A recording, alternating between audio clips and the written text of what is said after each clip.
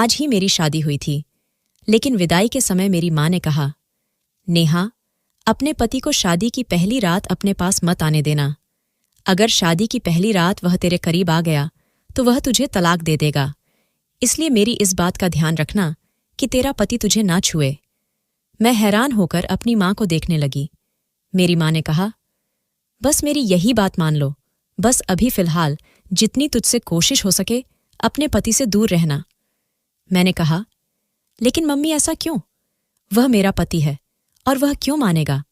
और फिर गौतम ने कितनी जिद के बाद मुझे पाया है, फिर वह भला मेरे करीब क्यों नहीं आएगा? और फिर मेरी माँ ने मुझे ऐसी हकीकत बताई कि मैं कांप कर रह गई। मैंने कहा, माँ, आपको यह शादी नहीं करवानी चाहिए थी। आपको कम से कम गौतम की जिंदगी बर्बाद करने से पहले एक बार तो सोचना चाहिए था। जब यह सच्चाई गौतम को पता चलेगी तो उनका पूरा घर ही बर्बाद हो जाएगा। ये आपने अच्छा नहीं किया। मेरी आंखों में आंसू आ गए थे। मेरी माँ ने मेरी यह सच्चाई मुझसे क्यों छुपाई थी? मेरी माँ ने कहा कि यह शादी गौतम की जिद पर हुई है। मैंने तो इस रिश्ते के लिए पहली बार में ही मना कर दिया था, लेकिन उन लोगों ने जब नहीं माना तो मैंने भी सोचा, अच्छा है, तू भी अपने घर की हो जाएगी। हो सकता है समय गुजरने के साथ साथ तेरी जिंदगी में भी खुशियों के रंग भर जाए, क्योंकि तू कब तक हमारी दहलीज पर बैठी रहती? मैं क्या करती? उदास मन से ससुराल चली आई। मैंने ऐसा ही किया, पति को करीब ना आने दिया। सुहाग रात के कमरे में वह बेड पर बैठा मेरे हुस्न की तारीफें कर रहा था, और जैसे ही उसने मेरा हाथ छुआ, मैंने उसे पीछे की तरफ धकेल दिया। वह हैरान हुआ। मेरा पति गौतम मुझे वजह पूछने लगा तो मैंने रोना धोना मचा दिया, लेकिन मैंने नहीं बताया। फिर एक दिन मेरे पति गौतम को जब पूरा राज पता चल गया तो मैं किसी को मुंह दिखाने के काबिल नहीं रही, क्योंकि मेरे अंदर तो दुल्हन बनी मैं गौतम के कमरे में बेड पर बैठी थी और वह मेरे सामने बैठा मुझे बड़ी हैरत से देख रहा था। मेरा पूरा शरीर इस समय बुरी तरह से कांप रहा था। मैं पूरी बर्फ की तरह ठंडी पड़ चुकी थी। सामने बैठा मेरे पति की तेज नजरें मुझे अपने शरीर के आर पार होती महसूस हो रही थी। वह कहने लगा, क्या बात है नेहा, क्या यह शादी तुम्हारी मर्जी से नहीं हुई है? मैंने अपनी नजरों को उठाते ही उसे देखा तो अपने आंसुओं को रोक रही थी। मेरे होंठ बुरी तरह से कांप रहे थे और वो बड़े सख्त और गुस्सीली शब्दों में मुझसे वजह पूछ रहा था। मैं चाहकर भी बोल नहीं पा रही थी कि असल वजह क्या है। उसने दोबारा से मुझे दहाड़ते हुए पूछा, नेहा, मैंने कुछ पूछा है तुमसे? उसके इस तरह दहाड़ने पर मैं पूरी तरह घबरा गई थी और जोर से रोने लगी, लेकिन सामने वाला शायद पक्का इरादा कर चुका था कि मुझसे जवाब लिए बिना मुझे छोड़ेगा नहीं। गौतम ने फिर तेज आवाज में कहा, ये रोना धोना बंद करो और बताओ, मुझे इनकार की वजह क्या है? अगर तुम यह सोच रही हो कि आज की रात मैं तुम्हारे ये आंसू देखकर पिघल जाऊंगा और आज की रात तुम्हारे करीब नहीं आऊंगा, तो यह तुम्हारी गलत फहमी है और इस गलत फहमी को अपने दिल से निकाल दो। यह कहकर उसने मेरा हाथ अपने हाथ की सख्त पकड़ में लिया था, जो बुरी तरह से कांप रहा था। मैंने अपना हाथ खींचने की कोशिश की तो वो मेरे और भी करीब आ गया। कहने लगा, क्यों नेहा, क्यों मेरा इम्तिहान ले रही हो? मेरी पसंद के शादी के खूबसूरत जोड़े में सजी मेरे सामने बैठी हो और मुझे खुद के करीब भी नहीं आने दे रही हो। आखिर मैंने ऐसा कौन सा पाप कर दिया है, ऐसी कौन सी गलती की है जो तुम मुझसे यूं दूर भाग रही हो? आज हमारी शादी की पहली रात है। इस शादी को लेकर लड़के और लड़की के दिल में कितने अरमान होते हैं, और तुम आज की रात मुझे खुद के करीब क्यों नहीं आने दे रही हो? आखिर इस सब की वजह क्या है? मुझे कम से कम वजह तो बताओ। हो सकता है मैं तुम्हारी मुश्किल को हल कर दूं। मैं फरिश्ता नहीं हूं नेहा, जो लड़की मेरे लिए हर तरह से जायज हो चुकी हो, उसे यूं सजा सांवरा बस देखकर अपना जी जलता रहूं। मैं बड़ी मुश्किल से यह समय काटा है, हर रोज तुम्हारी संगत के सपने देखे हैं। धीरे धीरे गौतम के कहने का अंदाज नशीला होने लगा था।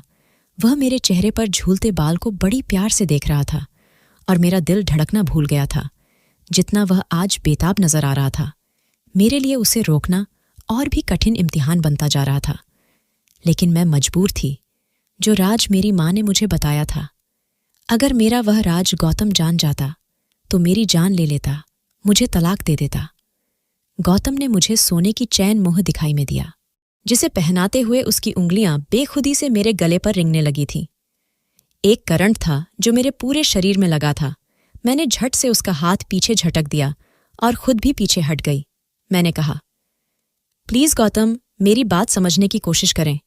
गौतम, मुझे बस 1 महीने का समय दे दो, मैंने विनती करते हुए कहा।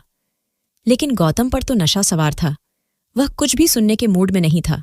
कहने लगा, वजह बताओ मुझे, वरना मैं जबरदस्ती पर उतर जाऊंगा। तुमसे अपना हक वसूल कर लूं, तब भी तुम मुझसे सवाल नहीं करोगी। वह भी शायद ठान कर बैठा था कि मेरी बात नहीं मानेगा, लेकिन गौतम की इतनी नज़दीकियां मेरे लिए कौन सी नई आजमाइश लाने वाली थी। वह मैं जानती थी, लेकिन मैं उसे रोक नहीं सकती थी। जैसे जैसे वह मेरे करीब बढ़ रहा था, मेरी हालत खराब होने लगी थी। मैं इस कदर बदहवास और परेशान थी कि वहीं बेहोश होकर बेड पर गिर गई। मेरे कानों में गौतम की आवाज़ गूंज रही थी। वह मुझे नेहा नेहा पुकार रहा था, मुझे बाजू से हिलाते जा रहा था। शायद उसे अंदाज़ा नहीं था कि मैं होशो हवास खो बैठूंगी। शायद मैं होश से बेगाना हो रही थी, या फिर ये उन दवाओं का असर था जो फेरों के बाद अपनी माँ की बातें सुनकर मैंने खाई थी। जो खुलासा मेरी माँ ने मुझ पर किया था, मैं चाहकर भी अपने पति को अपने करीब नहीं आने दे सकती थी। यह भी नहीं था कि मेरी जिंदगी में कोई दूसरा मर्द था। मुझे गौतम बेहद पसंद था। यह बात भी नहीं थी कि अतीत में मेरे साथ कोई ऐसा हादसा पेश आया था कि मुझे इस राज के खुल जाने का डर था। ऐसा कुछ नहीं था। लेकिन जो समस्या मेरे साथ थी, वह शायद ही किसी लड़की के साथ हो। खैर, जब मुझे होश आया तो मैं हॉस्पिटल के कमरे में थी। मेरी सास और गौतम मेरे पास परेशान खड़े थे। मेरी सास मुझसे मेरी खैरियत पूछ रही थी। लेडी डॉक्टर ने कहा कि अब यह बिल्कुल ठीक है, आप इन्हें घर ले जा सकते हैं। कुछ देर में हम घर आ गए। मेरी सास मुझे आराम का कहकर मेरे कमरे में मुझे छोड़कर चली गई। मैं अपने बेड पर लेट गई। घर पर अब भी मेहमान मौजूद थे। शादी वाला घर था। मेहमानों का होना तो कोई बड़ी बात नहीं थी। मुझे गौतम की कजिन्स की बातों की आवाज़ आ रही थी, जो गौतम से मजाक कर रहे थे कि एक ही रात में ऐसा भी तुमने अपनी पत्नी के साथ क्या कर दिया कि बेचारी बेहोश हो गई। अरे नाजुक सी लड़की थी, प्यार मोहब्बत से काम लेना चाहिए था, और तुमने तो उस नाजुक से फूल को मसल कर ही रख दिया। लोगों को तो बातें बनाने का मौका मिल गया था। पता नहीं सब लोग क्या समझ रहे थे। मुझे अपने अंदर शर्मिंदगी सी महसूस हो रही थी। मेरी वजह से गौतम सबके सामने शर्मिंदगी उठा रहा था। कोई कह रहा था, 4 दिन अब कमरे की तरफ भी मत जाना। कोई मेरे सास से कह रहा था, आप खुद दुल्हन के पास रहिए। गौतम की शक्ल देखकर कहीं दुल्हन फिर से बेहोश न हो जाए। हंसी और ठहाकों की आवाज़ें ने मुझे अपनी ही नज़रों में गिरा रही थी। लेकिन मैं भी मजबूर थी। अगर असल वजह अपने पति को बता देती तो तलाक देकर वह मुझे धक्के मारकर अपने घर से निकाल देता। अगर कुछ भी न बताती तो संबंध बनाने के कुछ ही महीने बाद ही वह जान जाता। मैं किस मोड़ पर आकर खड़ी हो गई थी। कुछ दिन तक मेरी सास ही मेरे पास आती रही। मुझे खाना भी वही खिलाती थी। बहुत ही नरम दिल औरत थी, बहुत ही अच्छी और मोहब्बत करने वाली। धीरे धीरे सारे मेहमान भी जा चुके थे। मेरी तबीयत भी अब सुधर चुकी थी, इसलिए मैंने खुद ही किचन के काम संभाल लिया। हालांकि मेरी सास ने मुझे बहुत मना किया था। गौतम बहुत चुप चुप सा था। खाने के बीच भी मुझे शिकवा भरी नज़रों से देखता रहता। मेरी ससुराल में बस मेरी सास और मेरी पति ही रहते थे। गौतम मेरी सास की इकलौती औलाद थी। वैसे तो सब मेहमान जा चुके थे, लेकिन मेरी सास ने अपने दोस्त और उसकी बेटी को अपने पास ही रोक लिया था। मेरे सास के दोस्त की बेटी मेरी ही उम्र की थी। उसके बीए के पेपर हो चुके थे, इसलिए माँ बेटी ने महीना भर यही रहने का प्लान बनाया हुआ था। सोनी खूबसूरत भी बहुत थी, और जो बात मुझे खटकती थी वह ये थी कि वह गौतम के साथ बेधड़क अंदाज में रहती थी और गौतम से हंस हंस कर बातें करती थी। उस दिन भी खाने की टेबल पर सोनी गौतम से ना जाने कहाँ कहाँ की बातें किए जा रही थी, लेकिन गौतम तो उसकी बातों पर ध्यान ही नहीं दे रहा था। वह बस लिए दिए ही जवाब दे रहा था। उसकी नज़रें तो मुझ पर ही जमी हुई थीं। जबान से मुझे कुछ नहीं कह रहे थे, लेकिन उसकी नज़रें जो कुछ मुझसे कहती थीं, मैं जानकर भी अनजान बन जाती थी। रात को मैं किचन के काम निपट रही थी। मेरी सास अपने कमरे में जा चुकी थी और उनकी सहेली और सोनी भी उन्हीं के कमरे में जा चुकी थी। गौतम के इस छोटे से फ्लैट में बस 2 ही कमरे थे, एक हॉल और एक डाइनिंग रूम था। मैं अभी बर्तन ही धो रही थी जब मुझे किसी की बेताब नज़रों ने उलझने पर मजबूर किया था। मैंने पलट कर देखा तो गौतम मेरे बिल्कुल पीछे खड़ा था। कहने लगा, नींद नहीं आ रही, सर में दर्द है, मुझे 1 कप चाय बना दो नेहा। मैंने चाय की केतली गैस पर रख दी। मुझे लगा था कि वह चाय का कहकर बाहर चला जाएगा। मैं किचन के काम के समय दुपट्टा किचन के दरवाजे पर लटकाकर ही काम करती थी। क्योंकि उस समय मैं किचन में अकेली होती थी। फिर घर पर भी कोई देवर जेठ ससुर भी नहीं थे। लेकिन गौतम इस तरह अचानक से किचन में आ जाएगा और मेरे पास खड़ा हो जाएगा, मुझे अंदाजा ही नहीं था। वह मेरी ओर तक तकी लगाए देख रहा था। जब मैं उसको अपनी तरफ गौर से देखती तो मुझे शर्म सी आने लगी थी। वह किचन के दरवाजे के पास खड़ा था। बिल्कुल वहीं पर मेरा दुपट्टा भी टंगा हुआ था। मैं वहां से दुपट्टा उतारकर अपने ऊपर डाल भी नहीं सकती थी। मेरी कोशिश थी कि जल्द से जल्द चाय बन जाए, लेकिन मुसीबत यह थी कि आज गैस चूल्हे को भी क्या हो गया था, इतना स्लो चल रहा था। शायद चूल्हे में कोई कचरा फंस गया था। इतना स्लो चलता तो 15-20 मिनट चाय बनने में लग जाने थे और 15-20 मिनट यूं ही खड़े होना मेरे लिए मुश्किल हो रहा था। मैं बार बार गौतम की नजरों से उलझ रही थी। दिल की धड़कनें मेरे काबू से बाहर थी। तभी अचानक मुझे गौतम की आवाज अपने कानों में सुनाई दी। गौतम कह रहा था, नेहा तुम्हारे बाल कितने लंबे और खूबसूरत हैं। मैंने तो आज गौर किया है। वह थोड़ा सा और मेरी तरफ बढ़ चुका था। किचन थोड़ा छोटा सा था, इसलिए वह मेरे बहुत ही करीब पहुंच चुका था। मैं उस समय बहुत नर्वस हो रही थी। वह बिल्कुल मेरे सामने आकर खड़ा हो गया। मेरे चेहरे को गौर से देखने लगा। वो बोला, जानती हो, मैंने जब तुम्हें पहली बार अपने दोस्त की शादी पर देखा था, तुम्हारी मुस्कुराहट से तुम्हारे चेहरे पर पड़ने वाले डिंपल ने मेरा दिल ही मुझसे छीन लिया था। मैं जब तक उस शादी के फंक्शन में मौजूद रहा, मेरी नज़र लगातार तुम पर थी। बस वही अपना दिल तुम पर ऐसा हारा कि जब तक रिश्ता पक्का नहीं हो गया। मेरा सुकून चैन तो जैसे मुझसे छीन ही गया था। ये कहते हुए वह मेरे और भी करीब आ गया था। मैं पीछे सेल्फ से जा लगी थी। गौतम प्लीज पीछे हटो, मुझे अपना दुपट्टा लेना है। मैंने अपने माथे पर आए हुए पसीने को साफ किया था। गौतम ने कहा, क्यों, यहां कोई गैर है क्या जिससे तुम्हें अपने आप को छुपाना है? पति पत्नी तो वैसे भी एक दूसरे के होते हैं। गौतम मुझसे और भी करीब हो गया और मुझे कमर से पकड़ लिया और अपने होंठ मेरी गर्दन पर रख दिया। उसकी गर्म गर्म सांसों से मैं पिघलने लगी थी। मेरी हालत अब और भी ज्यादा खराब होने लगी थी। इससे पहले कि वह मेरे चेहरे को अपने हाथों में लेता, मैं उसे पीछे धक्का दिया और किचन से बाहर निकल गई और तेजी से अपने कमरे में जाकर दरवाजा बंद कर लिया। मैं कैसे गौतम की बढ़ती हुई बेकरारियों को रोक सकती थी? वह पति था मेरा, मुझसे मोहब्बत करता था।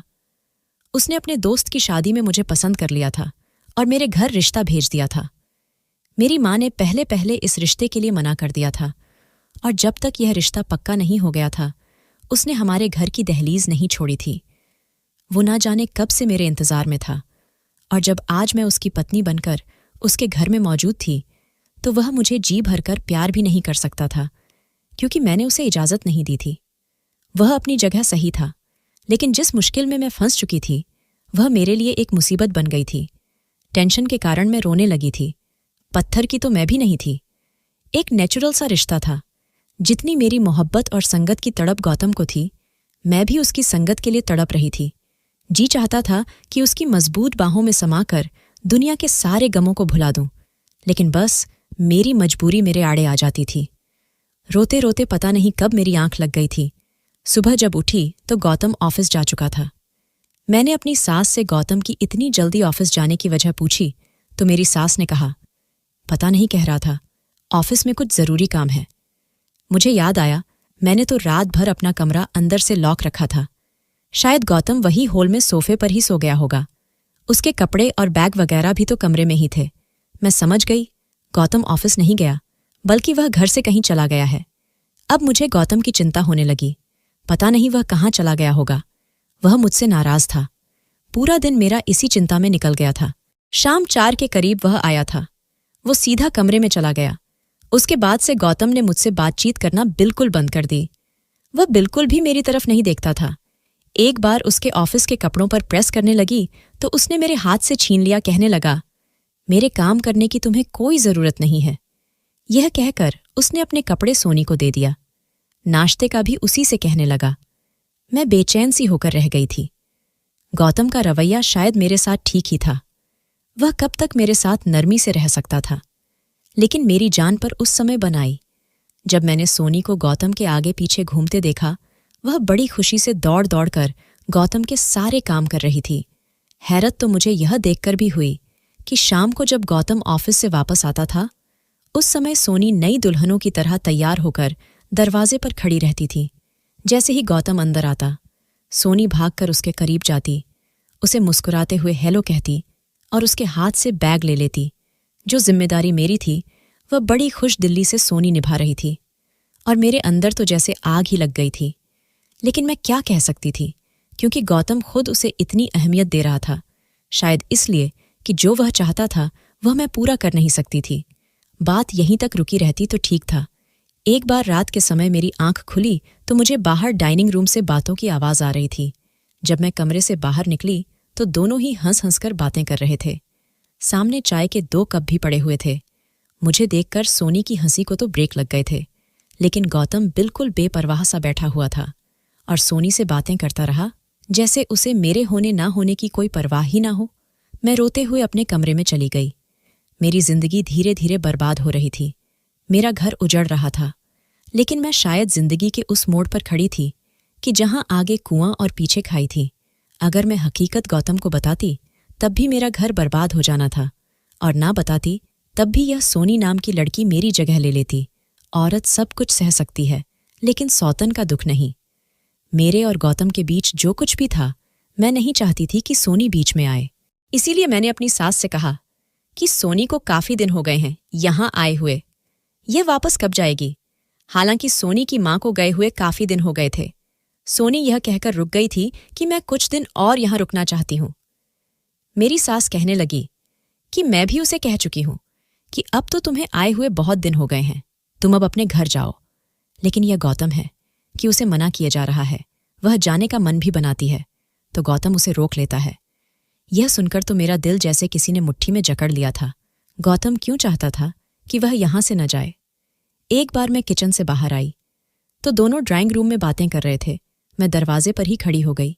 उनके बीच होने वाली बातें ही कुछ ऐसी थीं, मेरे होश उड़ाने के लिए काफी थीं। पहले मैं नहीं जानती थी कि उन दोनों के बीच क्या चल रहा है, लेकिन आज इस राज से भी पर्दा फांस हो चुका था। मैं तो इस गलत फहमी में जी रही थी कि गौतम मुझसे मोहब्बत करता है, लेकिन हकीकत तो शायद कुछ और ही थी, क्योंकि जो मैंने सुना था उसके बाद मेरे दिल में यह झलझला सा आ गया था कि मेरा पति मुझसे मोहब्बत नहीं करता है। शायद ये शादी उसकी मजबूरी रही होगी, वरना मोहब्बत तो उसे सोनी से ही थी, और सोनी उसके कहने पर ही यहां रुकी हुई थी। मैं रोते हुए अपने कमरे में चली गई। रात का खाना भी नहीं खाई। मेरी सास मेरे पास आई और कहने लगी कि तुम खाना क्यों नहीं खा रही। मैंने सर दर्द का बहाना बना दिया। आधी रात मैंने रोकर गुजारी थी। रात 2 बजे मुझे ड्राइंग रूम से फिर सरगोशियों की आवाज़ें आने लगीं। मैं अपने कमरे से बाहर निकली तो ड्राइंग रूम का दरवाज़ा बंद था। मैंने ड्राइंग रूम की खिड़की से देखा तो मेरे होश उड़ गए। सोनी गौतम की बाहों में थी। एकदम से मेरी आंख खुली थी। मेरा शरीर बुरी तरह से कांप रहा था। मैं पसीने से भीग चुकी थी। भगवान को धन्यवाद किया कि जो मैंने देखा वह एक सपना था। मैं उठकर जल्दी से अपने कमरे से बाहर निकली। हॉल में खामोशी छाई हुई थी। मैं ड्राइंग रूम में गई। गौतम अपने लैपटॉप पर कोई काम कर रहा था। मैं रोते हुए उसके पास बैठ गई। वह मुझे देखकर कुछ परेशान हुआ। कहने लगा, क्या बात है, रो क्यों रही हो? मैंने कहा, गौतम, आप आज के बाद सोनी से बात नहीं करेंगे? मेरी बात पर पहले तो वह कुछ देर तक मुझे देखता रहा, फिर अपना लैपटॉप बंद कर दिया। कहने लगा, क्यों ना बात करूं? मैंने कहा, आपके दिल में सोनी थी तो मुझसे शादी क्यों की आपने? वह कहने लगा, मुझसे बहुत बड़ी भूल हो गई जो मैंने सोनी की कदर नहीं की और तुम्हारे हुस्न का दीवाना बन बैठा और तुमसे शादी कर ली। सोनी मुझसे पहले से ही मोहब्बत करती है और मुझसे शादी करना चाहती है, और अब मुझे भी इस बात का एहसास हो गया है, इसलिए मैं सोनी से शादी करना चाहता हूं।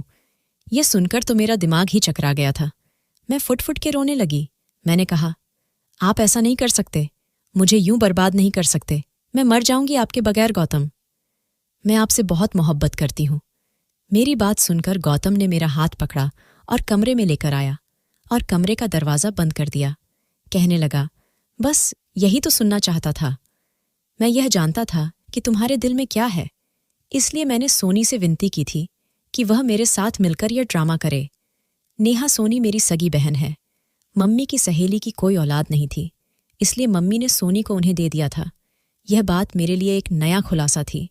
फिर गौतम बोला कि तुम्हारी दूरियों ने मुझे बेहद परेशान कर रखा था। मुझे लगा शायद तुम किसी और से मोहब्बत करती हो, इसलिए मुझसे दूर रहने के बहाने ढूंढती हो। इसलिए मैंने सोनी के साथ मिलकर यह ड्रामा किया था, और आज तुम्हारे इजहार ने मेरे अंदर एक इत्मीनान और सुकून भर दिया है। शायद तुम्हारी मुझसे दूरी एक नेचुरल झिझक थी। गौतम मेरे करीब आने लगा, इतना करीब कि उसने मुझे अपनी बाहों में भर लिया। गौतम ने मदहोश होते हुए कहा, नेहा, अपने दिल दिमाग से सारा डर निकाल दो। मैं तुम्हारा पति हूं, तुमसे बेइंतहा मोहब्बत करता हूं, तुम्हें कभी कोई तकलीफ नहीं पहुंचाऊंगा। इस बार मैं उसे रोक नहीं पाई, क्योंकि अपनी जबान से मैं इजहार मोहब्बत कर चुकी थी। पूरी रात मेरी डर में गुजरी थी कि जिस दिन मेरा सच गौतम को पता चल गया, वह दिन मेरा इस घर में आखिरी दिन होगा। खैर, मेरी संगत पाकर गौतम बेहद खुश था। कुछ दिनों बाद सोनी भी वापस चली गई थी। बस मेरा दिल हर समय डर के साए में रहता था कि जब मेरी सच्चाई का पता गौतम को होगा तो मेरा क्या होगा। हमारी शादी को कुछ ही महीने गुजर पाए थे जब एक बार मेरी सास खाने के बीच कहने लगी, गौतम, मुझे जल्द से जल्द पोते या पोती की खुशखबरी भी सुना दो। तुम मेरी इकलौते बैठे हो और मैं चाहती हूं कि मैं जल्द से जल्द दादी बन जाऊं। इस सुने आंगन में एक छोटे से बच्चे की किलकारियां गूंजे। यह सुनते ही मेरे हाथ से प्लेट गिर गया था। मैंने जल्दी से प्लेट उठाई। गौतम ने मेरी तरफ देखकर कहा, क्या बात है नेहा, तुम इतना परेशान क्यों हो रही हो? मैं उसे क्या जवाब देती? मेरी तो भूख ही मिट चुकी थी। फिर गौतम ने मुस्कुराते हुए अपनी मां को तसल्ली दी कि मां, अभी इतनी भी जल्दी क्या है आपको? यह खुशखबरी भी जल्दी ही मिल जाएगी। लेकिन मेरी सास को तो बहुत ही जल्दी थी, और शायद उनके यह जल्दबाजी कुछ नेचुरल भी थी। उनके 2 ही तो बच्चे थे। सोनी को उन्होंने अपनी सहेली को दे दिया था। उनके पास सिर्फ गौतम था। न जाने कितने वर्षों से यह घर सूना पड़ा हुआ था, इसीलिए उन्हें बच्चों की बहुत ज्यादा जल्दी थी। अपनी मां के बार बार कहने पर गौतम मुझे एक लेडी डॉक्टर के पास ले गया। उसने बहुत से टेस्ट लिखकर दे दिए। मेरा दिल बेहद बेचैन था। जो भी हो रहा था अच्छा नहीं हो रहा था। मैंने डरते डरते गौतम से कहा कि मम्मी को इतनी भी जल्दी क्या है बच्चों की? गौतम ने तो मेरा हाथ हमकर बोला, नेहा, बच्चे तो मुझे भी बहुत पसंद है। मैं तो चाहता हूं भगवान मुझे एक ही बार में 2 बच्चे दे दे। गौतम की बातें मेरा दिल दहलाने के लिए काफी थीं। जो हकीकत मेरी मां ने मुझे बताई थी, मैं जानती थी कि मैं इस खुशी को गौतम को नहीं दे सकती, और जिस दिन यह बात गौतम को पता चली, वह दिन मेरा इस घर में आखिरी दिन होगा। वह मुझे कभी भी सच्चाई के साथ स्वीकार नहीं करेगा। फिर वह समय भी आ गया था जिस दिन मेरा अल्ट्रासाउंड हुआ था। उस दिन मेरी रूह जैसे मेरे शरीर से निकल रही थी। जिस तरह से अल्ट्रासाउंड करने वाली बार बार मेरे चेहरे की तरफ देखती, तो कभी अल्ट्रासाउंड की स्क्रीन की तरफ, तो मेरी जान जाती हुई महसूस हो रही थी। मेरी आंखों से आंसू बहने लगे। मैं डॉक्टर से विनती की कि वह मेरे बारे में मेरे पति को कुछ न कहे, लेकिन वह कहने लगी, यह तुम कैसी बातें कर रही हो? हमें ये ऑन ऑर्डर नहीं है, और वैसे भी अगर मैं नहीं बताऊंगी तो कोई और अल्ट्रासाउंड वाला बता देगा। यह बात ज्यादा दिनों तक छुप नहीं सकती। भलाई इसी में है कि आप अपने पति को खुद ही सच्चाई बता दें। मैं उससे विनती करने लगी कि मेरा घर टूट जाएगा, लेकिन शायद मेरी किस्मत ही खराब थी। मेरी रिपोर्ट गौतम तक पहुंच गई थी। जैसे ही लेडी डॉक्टर ने वह रिपोर्ट देखी तो मुझे हैरत से देखने लगी, और उसने मेरे रिपोर्ट की सारी सच्चाई गौतम को बता दी। और मैं यूं थी कि पत्थर की तरह कुर्सी पर बैठी हुई थी। मेरा सच गौतम को पता चल चुका था। गौतम के बदलते हवाल और बदलती रंगत मेरी जान निकाल रही थी। घर जाते ही मेरे सास ने गौतम से मेरी रिपोर्ट्स के बारे में पूछने लगी, तो गौतम कहने लगा, अभी डॉक्टर ने कुछ नहीं बताया है। ये सुनकर मुझे थोड़ी राहत मिली, क्योंकि अगर मेरी सास को पता चल जाती तो उसी वक्त मेरे हाथ पकड़कर मुझे घर से निकाल देती। मैं चुपचाप अपने कमरे में चली गई थी। उस समय मेरी बेचैनी अपने चरम सीमा पर थी। मेरी जान निकली हुई थी। गौतम न जाने कमरे में आकर मुझे कौन सी सजा सुनाने वाला था। गौतम जब कमरे में आया तो उसकी आंखें लाल थीं। मेरा दिल था कि धड़कना भूल गया हो। मेरे आंसू बह रहे थे। वह मेरे पास आकर बैठ गया। कुछ देर मुझे खामोशी से देखता रहा। उसने जवान से तो कुछ नहीं कहा, लेकिन नजरें जैसे बहुत कुछ कह रहे थे कि इतनी बड़ी बात मुझसे क्यों छुपाई। मैं बस लगातार आंसू बहा रही थी। मैंने खुद को तकदीर के हवाले कर दिया था। थोड़ी देर बाद गौतम कहने लगा, बस एक बात बता दो नेहा, क्या तुम यह बात पहले से जानती थी? मैंने ना में सिर हिला दिया। मैंने कहा, मेरी माँ ने मुझे शादी की रात फेरों से कुछ देर पहले ही यह बात बताई थी। यही वजह थी कि मैं आपको अपने करीब आने से रोक रही थी, ताकि आप यह सच जानकर मुझे तलाक ना दे दो। यह कहकर मैं रोने लगी। वह कहने लगा, तुमने अच्छा नहीं किया नेहा। तुम जानती थी कि मैं इकलौता हूं। मेरी माँ को औलाद चाहिए। तुम्हारी माँ अगर सच्चाई जानती थी तो उन्होंने हमें अंधेरे में रखकर गलत किया है। यह कहकर गौतम कमरे से बाहर चला गया। पूरी रात वह कमरे में नहीं आया था। मेरी माँ ने मुझे शादी की रात रोते हुए यही तो बताई थी कि मेरे अंदर जन्म से ही बच्चेदानी मौजूद न थी। मैं कभी भी माँ बन ही नहीं सकती थी। 14-15 साल की हुई तो मुझे पीरियड्स नहीं आए थे। मेरी माँ को भी चिंता हुई थी। मैं 16 साल की भी हो गई थी, लेकिन पीरियड्स नहीं आए। फिर वह मुझे एक लेडी डॉक्टर के पास लेकर गई थी, जहां मेरा अल्ट्रासाउंड हुआ था। लेकिन मेरी माँ ने उस समय मुझसे मेरी यह हकीकत छुपा ली थी। उन्होंने यही कहा था कि तुम्हारे अंदर थोड़ी सी कमी है जो समय के साथ साथ ठीक हो जाएगी और तुम नॉर्मल हो जाओगी। मैं भी इस बात को भूल गई थी और अपनी जिंदगी में मगन हो गई थी।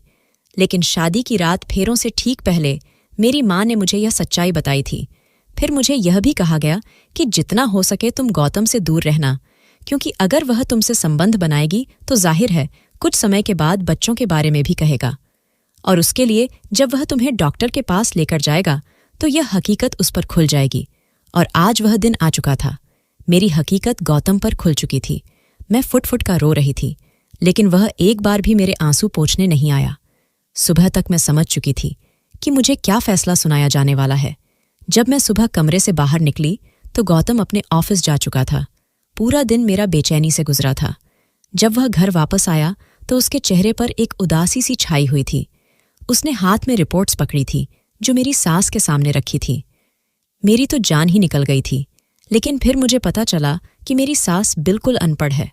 कहने लगी, गौतम, मुझे इन रिपोर्ट का क्या पता कि इसमें क्या लिखा है। मुझे बताओ गौतम की इस रिपोर्ट में क्या लिखा है। गौतम कहने लगा कि माँ, मैं आपको कभी भी वारिस नहीं दे सकता, क्योंकि मेरे अंदर बच्चा पैदा करने की सलाहियत नहीं है। मुझे कभी भी औलाद नहीं हो सकती। यह कहकर वह अपनी माँ की गोद में सर रखकर रोने लगा। मेरी सास के गले लग गया और कहने लगा, माँ, मैं एक बांझ मर्द हूं। भगवान के लिए मुझे दोबारा औलाद के लिए मत कहिएगा। मैं आपको सब कुछ दे सकता हूं सिवाय औलाद के। यह सुनकर मेरा रंग फीका पड़ गया था। गौतम ने हर बात खुद के ऊपर ले ली थी और मुझे हर चीज से आजाद कर दिया था। मेरी सास भी रो रही थी और मैं हक्का बक्का अपने पति को देख रही थी कि मर्द का कौन सा रूप था जो मेरे सामने गौतम की सूरत में था। मेरी सास ने जब खूब सारे आंसू बहा लिए तो कहने लगी, कोई बात नहीं गौतम, तू अनाथ आश्रम से कोई बच्चा ले लेना और हम उसे अपना समझकर पाल लेंगे, लेकिन तुम अपना दिल बुरा मत करो। मैं कभी तुम्हें दोबारा औलाद के लिए नहीं कहूंगी। कमरे में आकर गौतम बेड पर बेजान सा होकर लेट गया था। मैं उसके पास बैठ गई, उसके पैर पकड़ लिए। मैं रोने लगे। मैंने कहा कि आपने ये क्या किया। मेरी कमी को अपने सिर ले लिया। उसने मुझे बाजू से पकड़ा और अपने पास बिठाया। कहने लगा कि पति पत्नी एक दूसरे का अंग होते हैं और हमारे वश शरीर के साथ साथ हमारे अंदर की कमियों को भी छुपा लेता है। तुम मेरी हो नेहा, तुम्हारा ऐब मेरा ऐब है, तुम्हारी कमी मेरी कमी है और तुम्हारी खूबी मेरी खूबी है। मैं यह नहीं कहता कि यह सब मेरे लिए आसान था, लेकिन मैं तुम्हें भी नहीं छोड़ सकता था। इस सब में तुम्हारा कोई कसूर नहीं है। यह कहकर गौतम ने मुझे अपने सीने से लगा लिया। मैं दुनिया की सबसे खुशनसीब औरत हूं जिसे गौतम जैसा पति मिला। आज हमारी शादी को 5 साल गुजर चुके हैं। सोनी की भी शादी हो चुकी है और उसने 2 जुड़वा बेटों को जन्म दिया था। एक बेटा सोनी ने मुझे और गौतम को दे दिया। मैंने खुशी खुशी सोनी के बेटे को अपना लिया था। अब गौतम, मैं और मेरी सास बहुत ही खुश हैं। उस बच्चे को पाकर ऐसा लगता है जैसे हमारा परिवार अब पूरा हो चुका है।